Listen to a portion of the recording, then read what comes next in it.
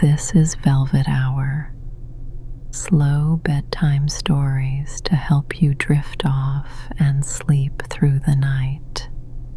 Tonight's story, Snowy Mountain Observatory. The path is already under your boots when the story begins. Snow has packed into a pale ribbon firm enough to trust, and the mountain air rests on your face with a steady, quiet cold. Ahead, the observatory stands on its round stone base, small beneath the broad dark sky, with the dome's seam faintly silver where frost has gathered. One window glows with a low amber light. Near the door, half in shadow, the brass telescope inside waits under the opening slit of the dome, and on the side table beside it, a cup of tea lets up one thin line of steam. Even from here, before your glove reaches the latch, you can imagine the eyepiece cap with its ring of dark felt, that neat circle of softness fitted over metal, always a little warmer than the brass around it. The last stretch to the door is a familiar incline.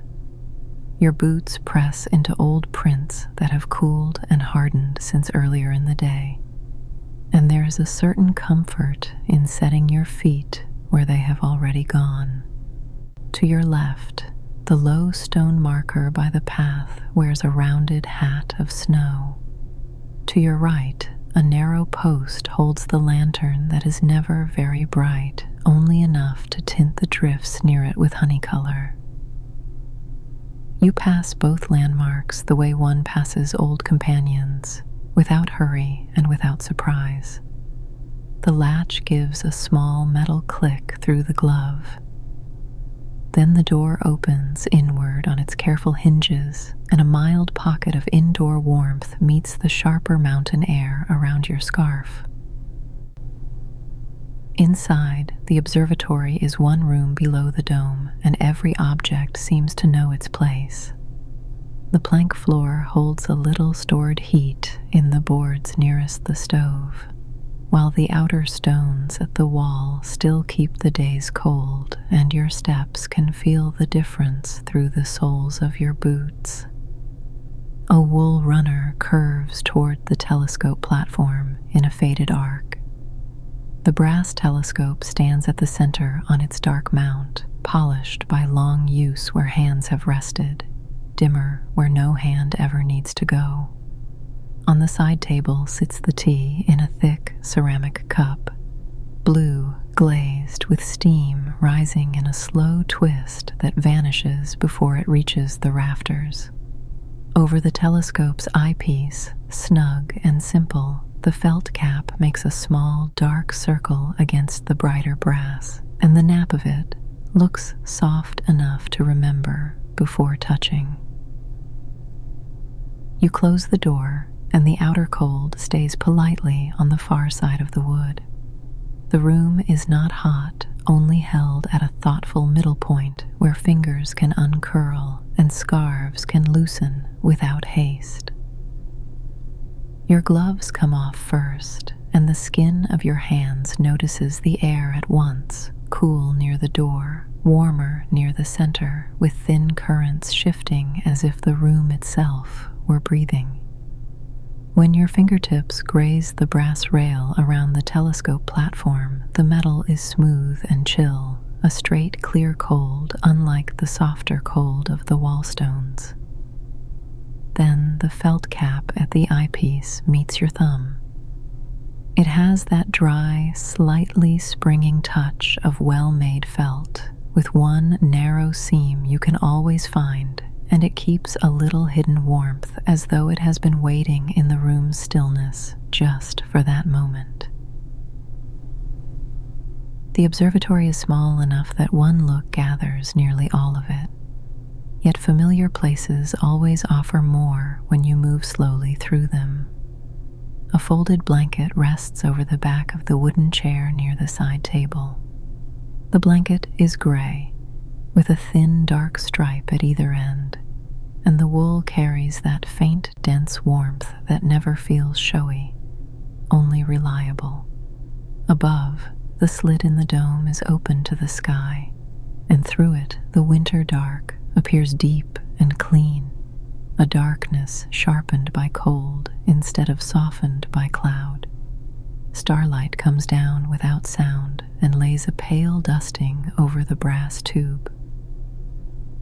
In the quiet center of the room, the tea breathes out its little ribbon of warmth, and the felt cap remains where it is, steady on the eyepiece, soft ring against hard metal. For a while, you do nothing but stand and let the room gather around you. The boards settle beneath your weight with tiny answers too soft to call creaks.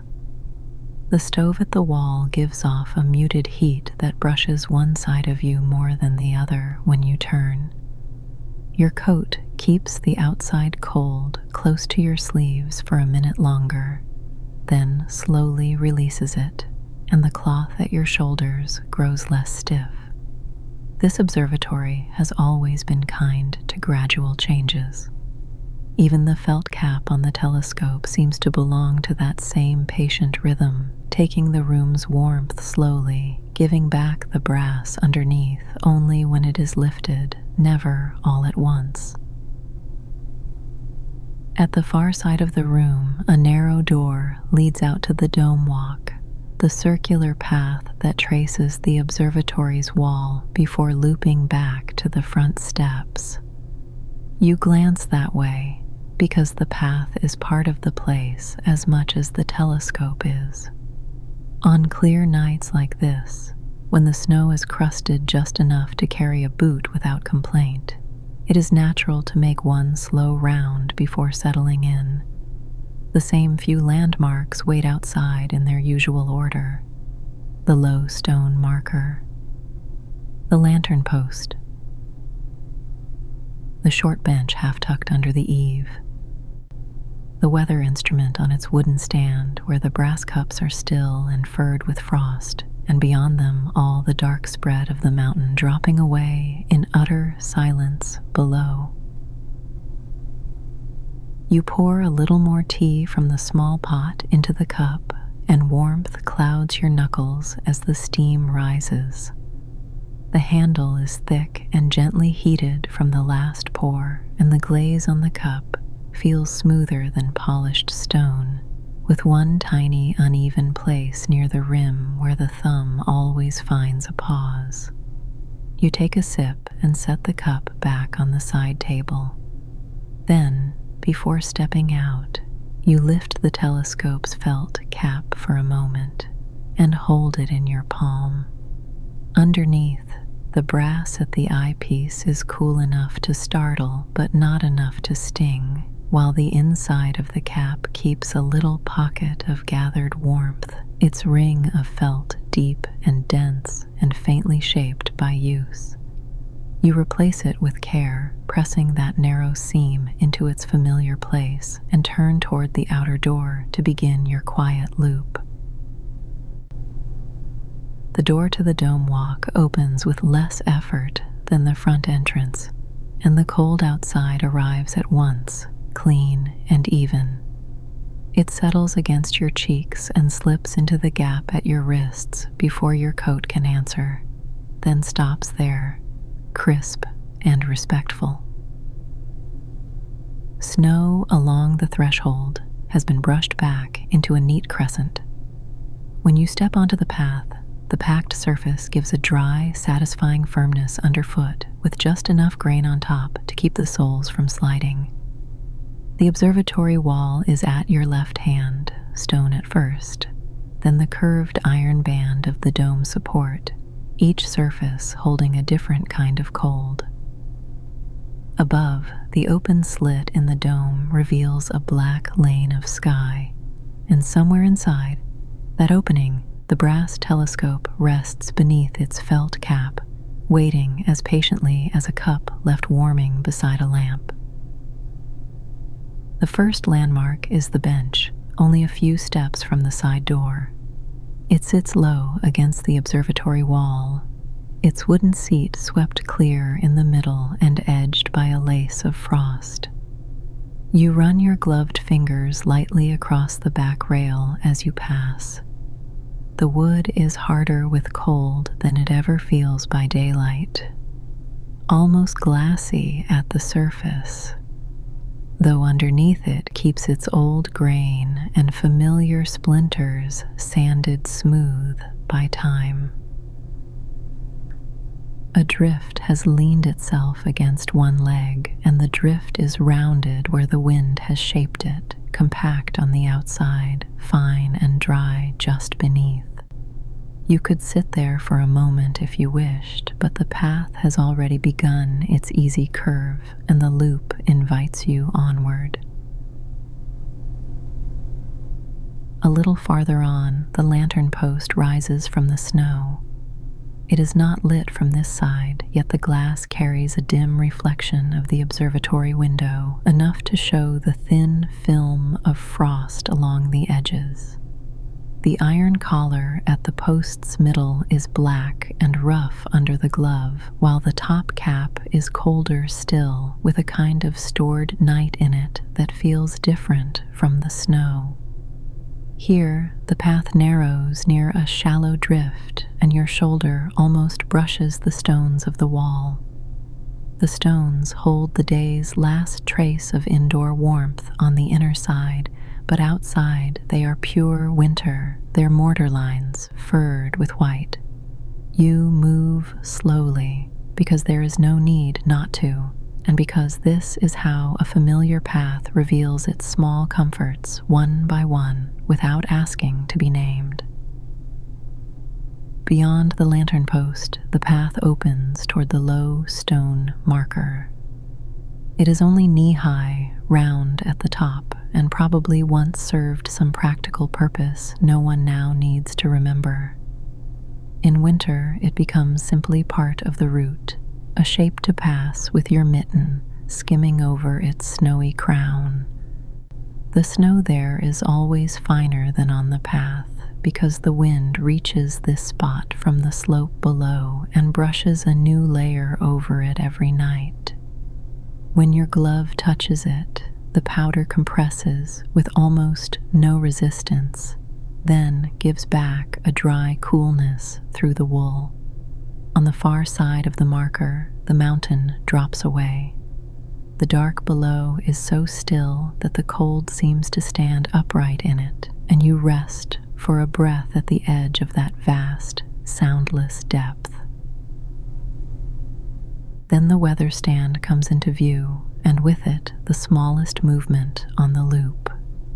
A wooden post holds a little brass instrument with cups no larger than plums, each one whitened with frost around the rims. Tonight they do not turn. They only wait. If you lay a finger to the wooden post, you can feel how the grain has tightened in the cold, leaving the surface slightly ridged, and the metal bracket beside it is colder than the air itself, a concentrated cold that asks for only a brief touch. The stand marks the far point of the loop.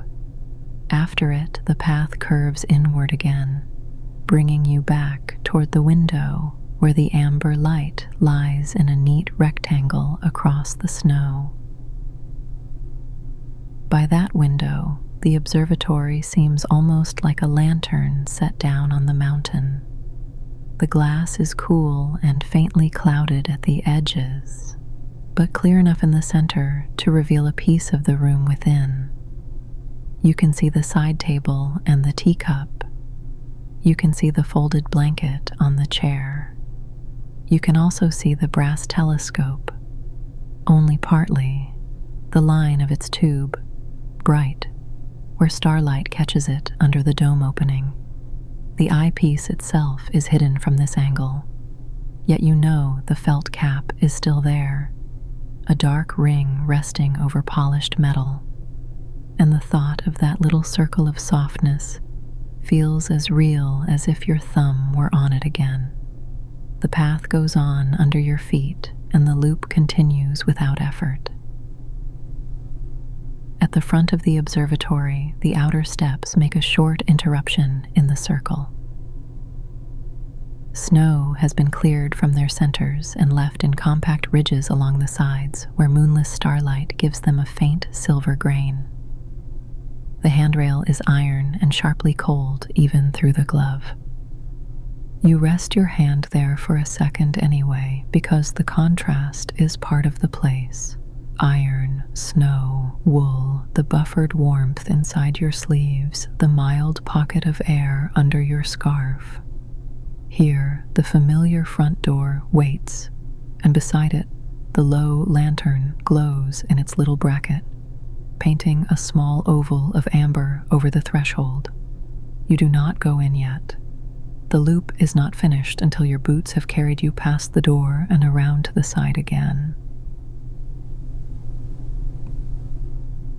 The last curve of the path is often the quietest. The mountain below falls away into a darkness that has no edges except the stars. Snow along the outer rim of the walk catches a little of that starlight and returns it with a powdery, dull gleam. Your boots make the smallest dry compression with each step, not a crunch and not a squeak, only a low, compact sound as the packed top yields half a breath and firms again. Against that hush, memory supplies the room waiting within. The tea will still be warm. The blanket will still be folded over the chair. The telescope will still stand under the open slit, and the felt cap at the eyepiece will still keep its slight, hidden warmth against the room's cool brass. When you reach the side door again, your glove has gathered a little frost at the knuckles, and the sleeve of your coat carries a dusting of fine crystals where it brushed the wall. You pause before going in. Familiar paths deserve that small courtesy at the end of a loop. Behind you stand the same landmarks in the same order you have just passed. The bench, the lantern post, the stone marker, the weather stand, the window, the front steps, and the curve back here. They are modest things, but the mountain night seems complete because they are where they should be. Then you press the latch, step back into the observatory, and feel the room's warmer air take the cold from the wool of your gloves one quiet degree at a time. Inside again, the change is gentle enough to notice in layers. The first layer is the stillness, deeper than outdoors because it has walls around it. The next is the mild heat at the stove side, which touches your coat front before it reaches your back. The next is the way the room smells of paper, tea, and metal kept clean. All of it subtle and low, with nothing sharp in it. You loosen your scarf and set your gloves on the table, palms up, where a faint sheen of melted frost darkens the wool and then disappears. When your hand returns to the telescope, the brass rail is no longer startlingly cold after the air outside, and the felt cap on the eyepiece, when your fingers briefly settle over it, feels almost companionable now, dry and softly resistant. A small, familiar circle within a room of larger curves. You decide on a second loop, not because anything is left undone, but because repetition is part of the evening. The teacup has enough warmth for another sip, and you carry it to the side door before setting it down on the little shelf just inside. The ceramic presses a friendly heat into your fingertips. Outside, the cold meets that lingering warmth and makes you notice both more clearly. Cup and air, hand and handle, steam and snow. You close the door behind you with care and step back onto the packed path. The loop receives you without comment, as familiar paths do, and the mountain remains utterly silent below, as though it has been listening to nothing all night. This time, on the stretch by the bench, you rest your hand on the cleared seat for a moment. The wood holds no softness at all now. It is firm and winter-tight. Yet, where the observatory wall shelters one end, the surface is a little less severe. The difference is small, but your palm can find it through the glove. A trace of old heat lives there, not enough to call warmth, only enough to round the edge of the cold. The bench seems made for such slight distinctions. You move on after a breath, carrying that remembered difference with you the way one carries the after-feeling of touching Riverstone or the smooth page edge of a well-read book. At the lantern post, the frost on the glass has shifted into delicate feathers. You do not need to lean close to know the pattern. The cold itself tells you what it is making, drawing outward from the corners where the metal frame meets the pane.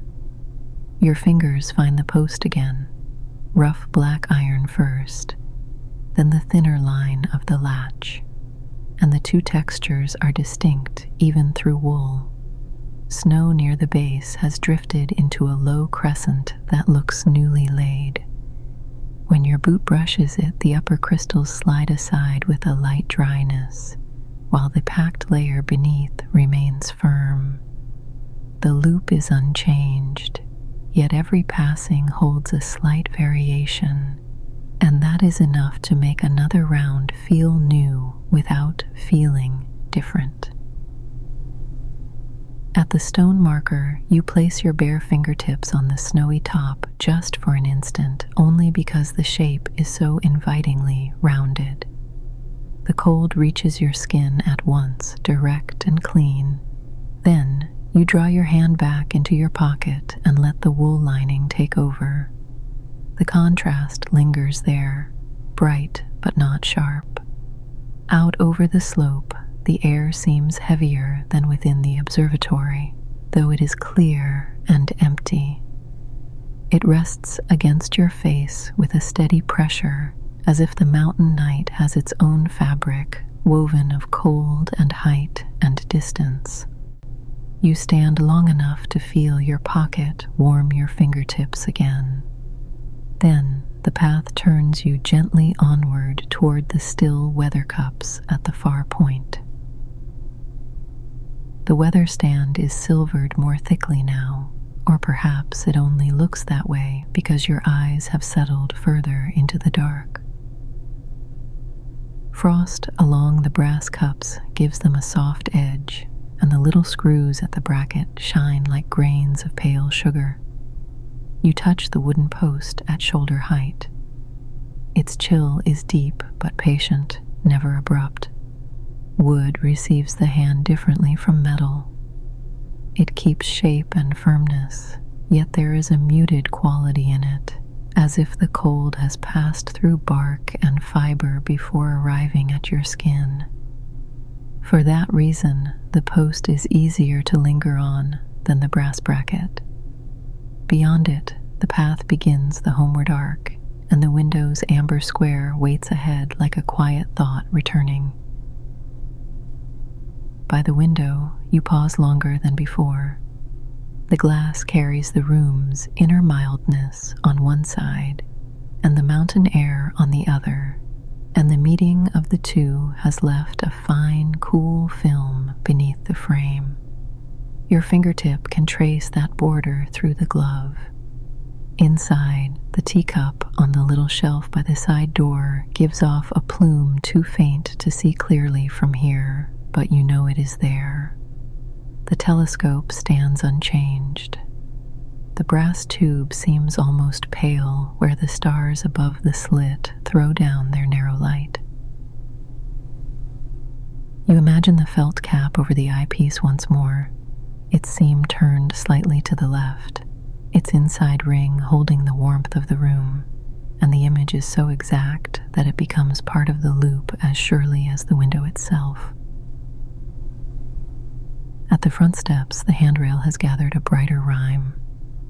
You slide your gloved hand down it lightly, feeling tiny, rough points where frost has crystallized on the iron. The lantern at the door lends just enough color to turn the nearest snow from silver to amber, and the shift in tone feels almost like a change in temperature, though the air is the same. Your boots leave a renewed pair of impressions over the earlier ones. Even that small deepening of the familiar track is pleasing. It means the path is taking your measure as surely as you are taking the path's. You pass the front door again without opening it, because the side entrance belongs to this loop, and rituals keep their shape best when allowed to remain simple. Around the last curve, a thin powder has settled over the packed path since your first round. It yields under each step with a soft, dry giving way before the firmer base answers from below. The observatory wall at your left takes some of the sky's cold into its stones, yet where a patch of mortar was set smoother than the rest, the surface feels unexpectedly silken under your glove. Small details like that appear only when the pace is slow enough. The mountain keeps offering them. The loop keeps placing them in your hand. And when the side door comes near again, you open it with the pleasant knowledge that the room inside will receive the cold from your coat gradually, while the felt cap at the telescope waits in its same quiet place, asking only to be noticed. Back in the observatory, you set your palm flat on the side table before reaching for the cup. The wood is warmer than the brass rail, cooler than the ceramic, and its finish has a faint satiny drag that keeps the hand from slipping. The tea is still good and hot enough to send a blush of warmth through your fingers where they curve around the cup. You drink standing at the center of the room under the open slit of sky. The cold from above falls in a narrow invisible column that never reaches quite to the floor with full force, because the room softens it on the way down. Near the telescope, the air is touched by both temperatures at once, and when you lift the felt cap again only for the pleasure of the gesture, the inside of it feels warmer than your fingertips expect, as though it has quietly borrowed heat from the brass tube's nearness and kept it hidden in its dark fibers. You leave the cap off for a while and place it on the side table. Its shape is simple there, just a small round thing beside the teaspoon and folded cloth, yet the felt looks richer against the blue glaze of the cup and the pale wood of the table. The eyepiece beneath is smooth and cool, and when you rest a thumb near it, the brass answers with that clear, concentrated cold that belongs only to metal on winter nights. You look through the telescope for a moment. The stars arrive sharp and far, though the story does not need to follow them. It is enough to feel the edge of the eyepiece, the steadiness of the mount under your hand, the slight coolness descending from the dome opening. Then you draw back, fit the felt cap over the eyepiece once more, press its seam into place, and feel the little ring settle with a muted softness that is somehow more satisfying than any click of metal. A third loop seems natural after that. You put on your gloves again, though the room has partly warmed your hands, and the wool feels softer now than when you first came in, less stiff from the outer cold. Before stepping out, you drape the gray blanket around your shoulders as well. It is not heavy, but it adds a layer of stillness, as good blankets do, and the brushed wool catches gently at your coat collar instead of sliding free. At the side door, a little draft waits around the frame. It slips under the blanket edge and lets you notice the difference between air held in cloth and air moving openly. Then the door opens and the loop receives you for its third quiet round. The blanket changes the path in a pleasing way. The cold no longer arrives directly at your sleeves. It meets wool first, then slows, then reaches you in a gentler form. Where the fabric crosses your wrists, heat gathers and stays. At the bench, you let the blanket brush the cleared wooden seat as you pass, and a dusting of frost clings to the fibers before melting into nothing. The bench back is as hard and winter-tight as before, but your hand notices it differently through the slightly warmer glove. Sometimes the hand learns a surface by contrast more than by touch. Tonight, the loop seems full of such quiet teachings, all of them simple enough to be felt without naming. At the lantern post, the blanket edge moves lightly around your knees when you stop, and the motion makes the air beneath it briefly cooler, then warm again. The iron post remains rough. The latch remains smoother. The frosted pane remains clouded at its corners.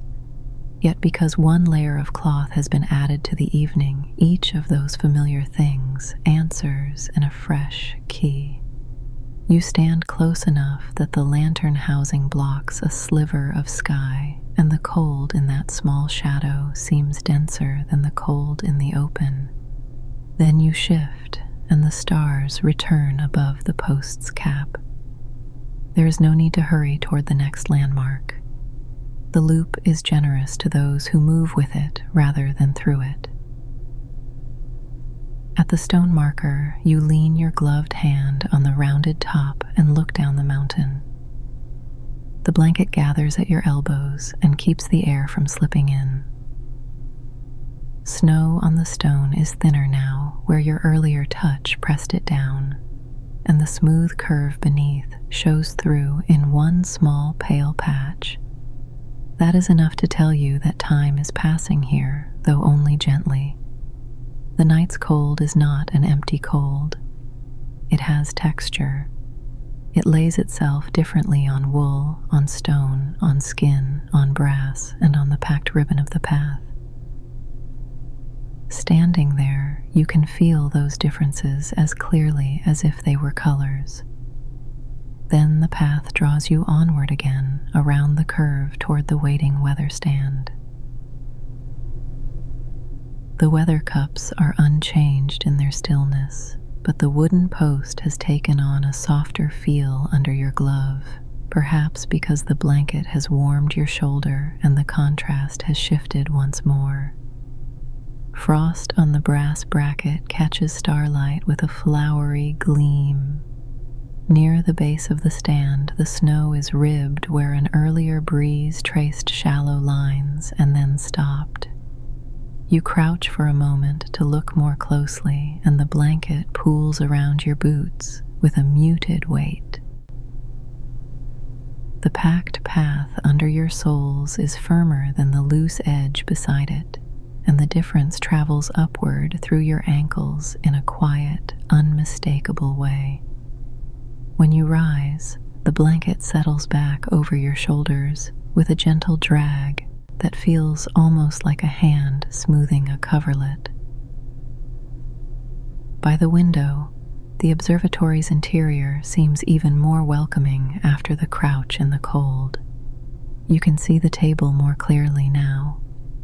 The teacup sits with a dim crescent of light on its rim. The chair waits with its empty back where the blanket had been. The telescope's brass tube holds a narrow streak of pale skylight, and at the near end, the felt cap makes its modest, dark ring, absorbing brightness rather than returning it. For a second, you place your palm on the glass. The pain is cool enough to flatten the warmth from your skin through the glove, but because the glove is dry and thick, the cold arrives blurred as though filtered through cloud. You leave no mark. You simply stand at the border of indoor and outdoor air, appreciating how cleanly the room and the mountain share a wall. At the front steps, the amber lantern has become part of the loop's rhythm. It marks the turn homeward as surely as the weather stand marks the far edge. The handrail keeps its sharp cold. The cleared treads keep their compact firmness. The ridges of shoveled snow along the steps keep their scalloped shape where the shovel blade passed earlier. Small, repeated sights like that are a kind of comfort. They require nothing. They simply remain. You stand one step below the door for a moment, wrapped in wool, while the lantern's color brushes the blanket hem and turns the gray fibers briefly warm to the eye, though they remain just as cool to the touch as they were before. The final curve returns you to the side door through the deepest dark of the loop, yet the darkness is never empty. The wall at your left gives back a little stored steadiness. The path underfoot gives back a little firmness. The blanket at your shoulders gives back a little gathered heat. And your thoughts give back the image of the felt cap at the eyepiece, waiting inside the room where tea still steams faintly. When you step indoors once more, that small image becomes real at once. The room closes softly around you, and you ease the blanket from your shoulders to the chair, where it leaves a trace of outdoor cold in the wool before warming again. You spend a little time by the telescope now, not looking through it, only moving around it with your hands. The brass tube is cool everywhere, but not equally so. The upper curve nearest the slit has the chill of open air. The lower side, turned toward the room, has been gently moderated. The focusing wheel, darkened by use, feels less cold than the untouched bracket behind it, because hands have polished it over many nights into a smoother surface that receives touch more readily. The eyepiece, under its felt cap, keeps the most interesting contrast of all. Soft over hard, dry warmth over metallic coolness, seam under thumb, then smooth brass just below. You trace these differences as one might trace the familiar edge of a doorway in the dark, not to learn the place, but to enjoy how well it is already known. The tea has settled into a pleasant middle warmth. It no longer sends a hot cloud against your face, yet the cup still carries enough heat to ease into your palms. You sit in the chair for a few minutes and let the observatory hold still around you. From here, the path outside can be imagined from memory alone. Bench, lantern post, stone marker, weather stand, window, front steps, curve, side door. The sequence is so gentle that it might continue even with your eyes closed. On the table beside you lies the felt cap, because you have lifted it once more and set it down while you rest. The eyepiece exposed to the room grows cooler by the minute, while the cap, apart from the brass, slowly loses the warmth it had kept in its dark ring, and somehow that quiet exchange of temperatures feels like a whole small story in itself. After a while, you rise and fit the cap back in place. The gesture has become part of the night's rhythm, as natural as sipping tea or touching the handrail at the front steps.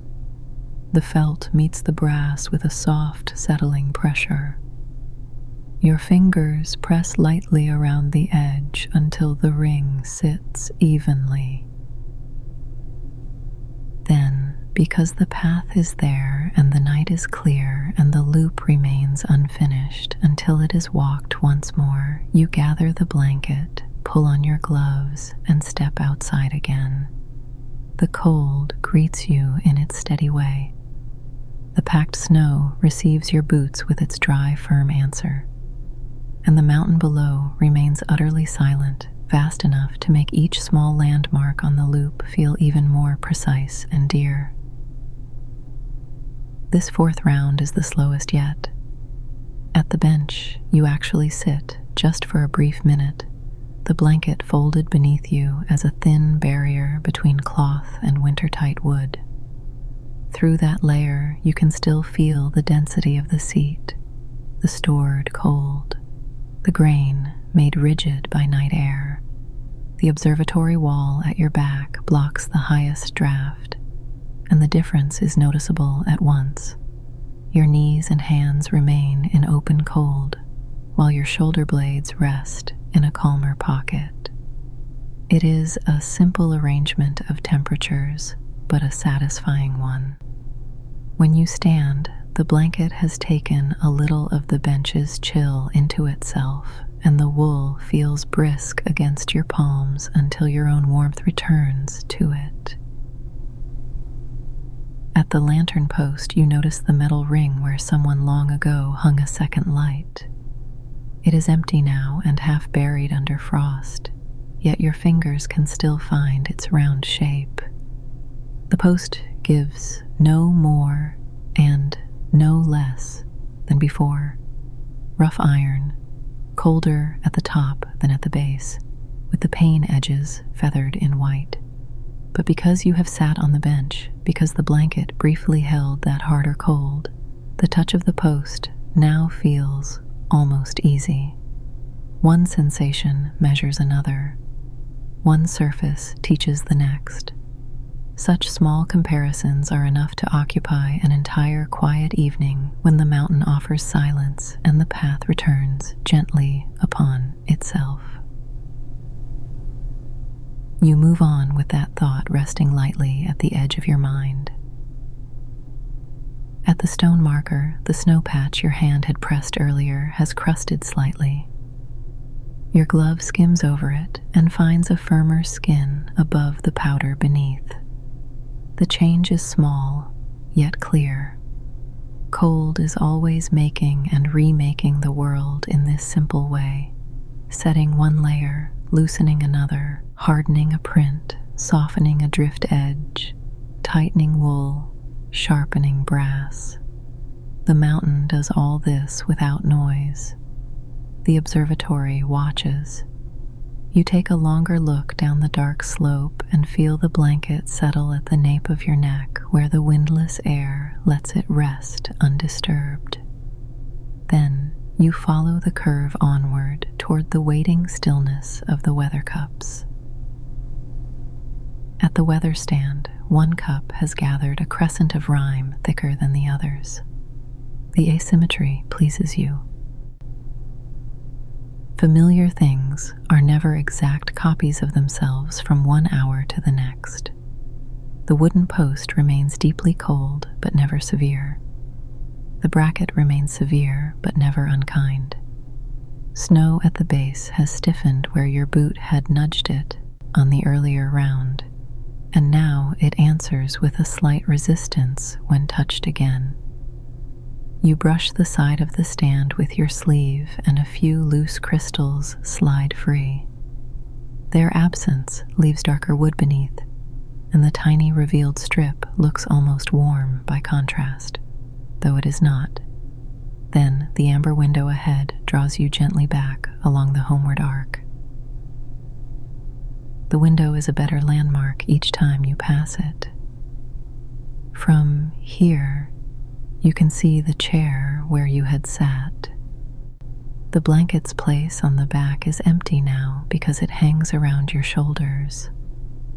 The teacup remains on the table, and a small spoon beside it catches the light in a narrow line. The telescope stands in profile, its brass tube lifted toward a field of unseen stars above the slit. At the eyepiece, the felt cap is visible from this angle tonight, a dark, rounded shape no larger than a plum, absorbing the room's amber tones and giving none back.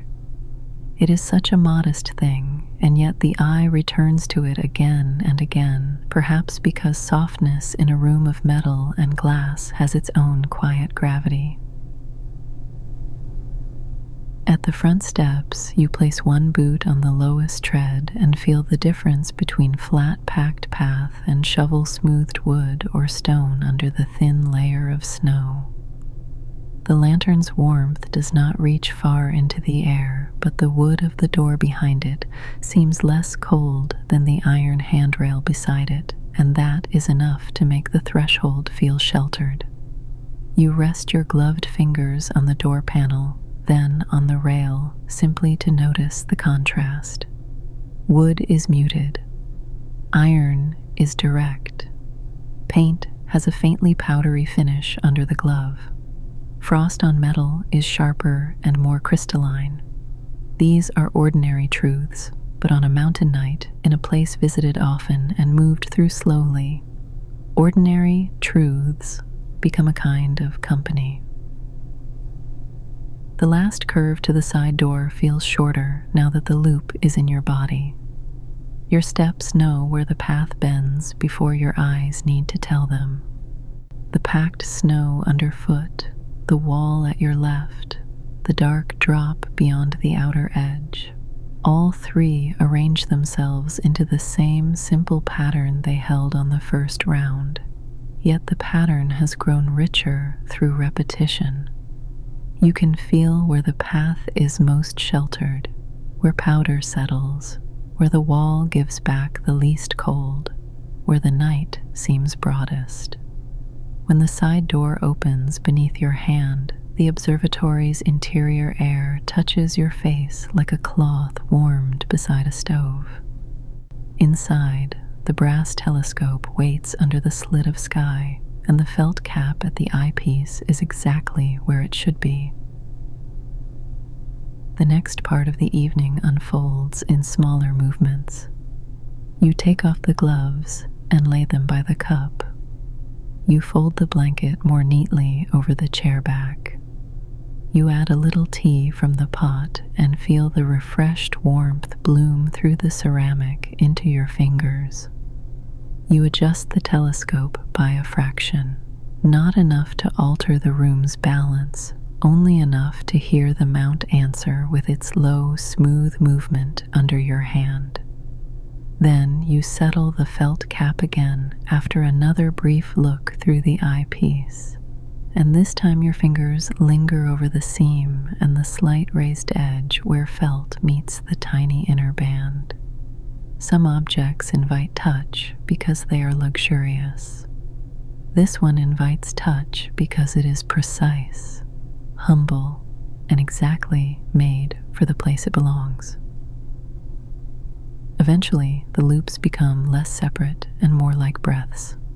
Indoors, you stand by the telescope or sit by the tea. Outdoors, you walk the same ring past bench, lantern, marker, weather stand, window, steps, and back. The night deepens without changing character. The cold remains even and composed. The observatory keeps its modest warmth, and the felt cap goes on and comes off once or twice more, each time offering the same simple contrast between the dry softness of its ring and the clear, cool surface of the brass beneath.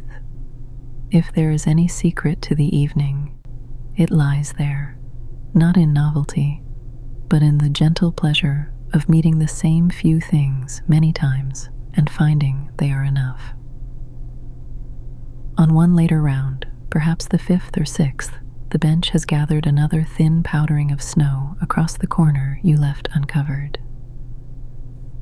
You brush it away with the side of your glove and feel the cold dust cling for a second to the wool before falling.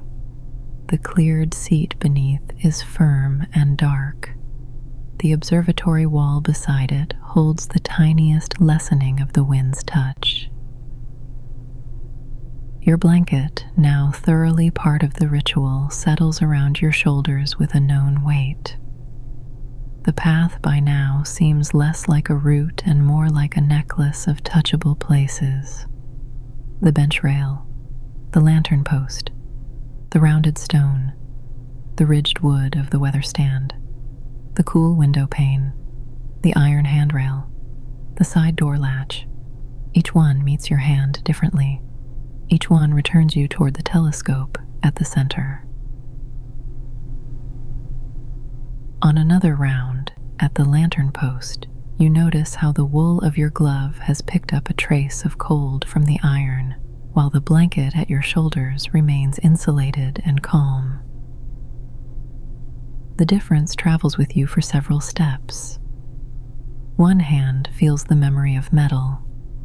The rest of you stays in cloth-held warmth. It is a very small asymmetry, yet pleasant to notice. At the stone marker, the glove warms again as you tuck it briefly under the blanket edge. Then, at the weather stand, the hand returns to the post and the comparison begins anew. Such repetitions are never exact. They are more like the repeating view from a slowly turning observatory dome, the same sky lane moving above while each minute alters the angle by a hair. Inside, between loops, the room grows more intimate without becoming sleepy in a dramatic way. The teapot empties gradually. The chair seat keeps a little warmth after each time you rise. The blanket alternates between the cold it gathers outdoors and the warmth it regains near the stove side, so that when you lift it, there are cool folds and milder folds in the same piece of wool. The telescope remains the room's steady axis, and the felt cap continues to hold its own little weather, cool on the outer surface after time under the dome opening, warmer inside after resting on the brass, then colder again when left on the table. You begin to think of it less as an accessory than as a small keeper of temperatures, storing and releasing them with perfect quiet. You do not need to speak in a place like this. The mountain below says enough with its silence. Snow says enough with its dry firmness. The observatory says enough with the steady arrangement of its objects. Even the tea says enough with the simple heat of the cup. So the story moves through touch instead. Your fingers know the seam in the felt cap. Your palm knows the difference between table wood and chair arm. Your glove knows the roughness of lantern iron and weathered post grain. Your boots know where the path is hard-packed and where a breath of powder has drifted over the top. And because all these knowings are gentle, none of them ask to be remembered. They simply accompany you from one quiet minute to the next. At some point, the stars overhead seem brighter, not because they have changed, but because the observatory and its loop have become so familiar that your attention can rest more lightly on them. Through the slit in the dome, the sky is a black depth touched with fine, pale points. You look up from beside the telescope and feel the coolness descending from that opening onto your forehead and the backs of your hands. It is a narrow kind of cold, vertical and clear. The rest of the room remains mild around it. Beneath that sky lane, the felt cap appears almost velvety, its dark ring drinking in the dim light. When you touch it, the nap shifts under your fingertip in one direction and lies flatter in the other, a tiny, reversible map made only of pressure and fiber. There is a pleasure, too, in the way the loop outside returns you always to the same door. Side door, packed snow, bench, lantern, stone, weather stand, window, front steps, curve, side door again. The mountain could hold 100 paths, but this small ring is enough tonight. Perhaps it is enough because it never asks you to choose. Each landmark follows the last with patient certainty. The body settles into that certainty the way a cup settles into the hand or a blanket settles over the knees. When you walk it now, your pace needs no thought. The path carries you as much as you carry yourself along it. And at the end of each round, the observatory waits with its soft table light, its tea, and the little felt cap over the brass eyepiece, like a dark comma in the sentence of the room. One of the loveliest moments comes when you step inside after the colder stretch at the far side of the loop and pause just beyond the threshold without removing your gloves. The room's air does not seem warm at first. It seems merely less cold.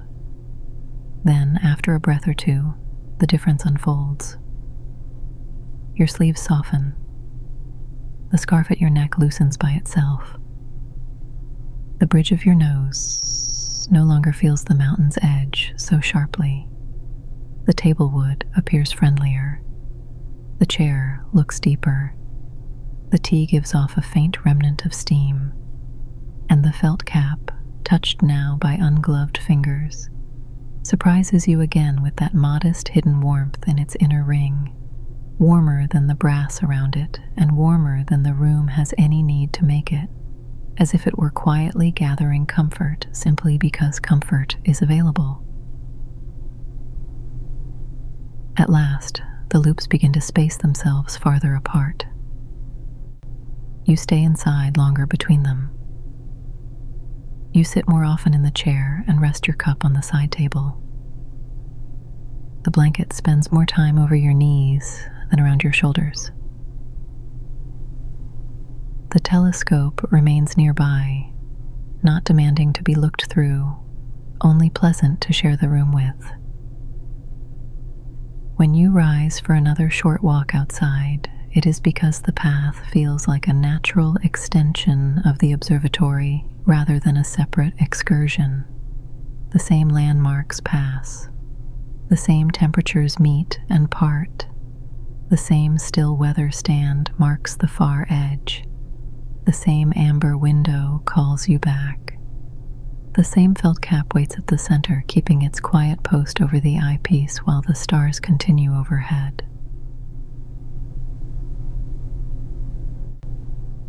By the time the story begins to settle, the observatory feels less like a room you entered than like a shape of quiet you have been inhabiting all evening. The teapot is nearly empty now. The cup rests with only a shallow warmth in its thick blue walls.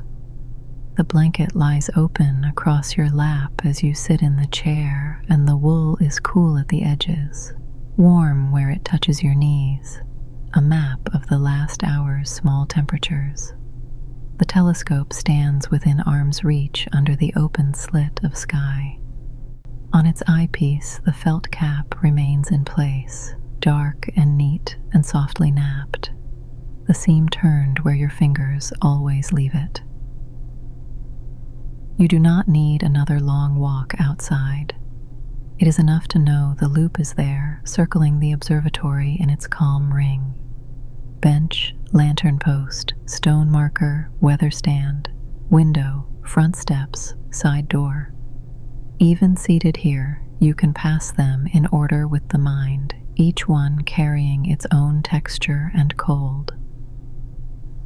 The bench with its winter-tight wood, the post with its rough iron and feathery frost, the rounded stone under powder snow, the ridged grain of the weather stand, the cool pane of the window, the iron rail at the steps, the latch at the side door that always yields with the same quiet certainty. The room has settled into its own layered stillness. Near the stove side, the air is the mildest. Under the dome opening, a narrow coolness continues to fall from the night sky. Around your hands, the blanket holds a calmer middle temperature, neither warm nor cold, only steady and kind. The chair arms are smooth from use. The table edge carries a soft, worn roundness beneath your fingers. Somewhere in the floorboards, a tiny shift passes and is gone. The rest remains unchanged, content to stay exactly as it is. You reach out and touch the telescope once more, not to move it, only to greet the familiar materials before the night grows quieter still. The brass tube is cool with a faintly deeper chill on its upper side. The mount's dark handle is smoother and less cold where countless hands have polished it. Then your fingers rest on the felt cap. The nap bends under your touch. The seam offers its slight ridge. The inside ring, when you lift the cap just enough to feel beneath it, keeps a little reserved warmth that has become the evening's most faithful small pleasure. You set it back at once, and the soft pressure of felt over metal closes the eyepiece again. Outside, the mountain remains utterly silent below. You can sense that silence even through walls and stone foundation because it has been with the observatory all evening, holding it gently from every side. Snow on the looped path lies where your boots have passed many times. The packed ribbon will still be there in the morning, marked by the easy curve you know so well. The bench will wait under its edge of frost. The lantern post will keep its feathered glass. The stone marker will wear its rounded cap of snow. The weather stand will remain at the far point with its cups at rest. Nothing needs to be added to such a night. Nothing needs to be resolved. Your last sip of tea is only warm now, but pleasant for that very reason. The cup leaves a tempered heat in your hands, and then no more. You set it down with care, and the small sound of ceramic meeting wood is almost too soft to count as sound. Afterward, your hands return beneath the blanket. The wool receives them without surprise. One fold is cooler where air has touched it. Another fold has gathered warmth and keeps it. The difference is slight enough to be soothing. In a room built of brass, wood, stone, wool, and winter sky, slight differences are all the evening has ever asked you to notice. The telescope and the chair and the side table now feel arranged around you in a final, easy balance. If you wished, you could stand and make one more loop outside. The path would accept you in its old way, but there is no need. The loop has already returned you enough times. It has placed each landmark in your hand. It has brought you back to the side door again and again. It has taught the shape of the observatory to your steps so gently that the place now seems to continue even when you are still. And at the center of that continuity, the felt cap over the eyepiece remains a small, dark circle of softness, modest and exact. You lean back a little in the chair. The blanket settles more fully across your lap and along the sides of the seat. The wood at your elbows is faintly cool through your sleeves, while the wool at your knees keeps its calm middle warmth. Above, the slit in the dome frames a patient lane of stars. They do not hurry anywhere. They simply remain, bright over the mountain and the snow and the path that loops around the observatory. The brass telescope points upward beneath them. The felt cap keeps watch over the eyepiece. And the whole room, from the chair to the cup to the quiet boards underfoot, seems to breathe in the slow, unspoken rhythm of winter night. After a while, you close your eyes for a moment, not to miss the room, but to know it by touch alone. The blanket's brushed wool, the chair's rounded arm, the smooth table edge, the cooling ceramic of the cup, the cool brass under your fingertips when you reach once more for the telescope, the soft felt ring over the eyepiece with its seam exactly where it should be. None of these sensations is large. Together, they are enough. They gather into a simple completeness, like the loop outside gathering bench and lantern and stone and weather stand into one easy circuit. When you open your eyes again, little has changed, which is the comfort of such places. The stars remain in the same dark river above the slit. The tea is gone. The blanket is still. The observatory keeps its gentle division between indoor mildness and winter air descending from the dome. The mountain below keeps its immense silence. You rest your hand on the felt cap one last time. It gives the same familiar answer, dry, soft, slightly warm within. Then your hand comes back to the blanket and the story lets the room keep watch. The path outside waits in its loop, the landmarks resting one after another in the snow. The bench under frost, the lantern post by the drift, the rounded stone at the edge, the weather stand at the far turn, the amber window, the front steps, the side door. Inside, the brass telescope stands quiet beneath the winter sky, and the felt cap stays over the eyepiece like a small dark moon of cloth. The cup cools. The blanket keeps its low stored warmth. The chair holds you gently, and the observatory, high on the snowy mountain, remains just as it has been all night, still, familiar, and softly turned toward the stars.